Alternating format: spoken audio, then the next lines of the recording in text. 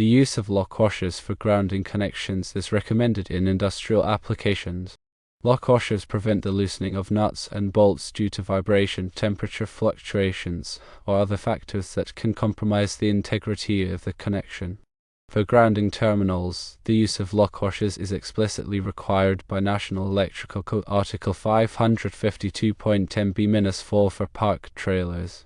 However, it is also recommended for industrial applications to ensure a secure and reliable connection. While not explicitly required by the National Electrical Code for industrial applications, the use of lockwashers is highly recommended for terminal to busbar and busbar to busbar connections. These connections are often subject to significant vibration, thermal expansion, and mechanical stress.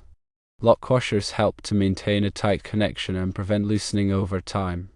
In addition to lockwashers, it is important to consider other factors that contribute to the reliability and effectiveness of industrial grounding connections.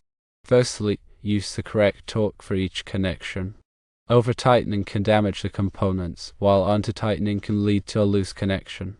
Secondly, use the appropriate type of grounding hardware for the specific application.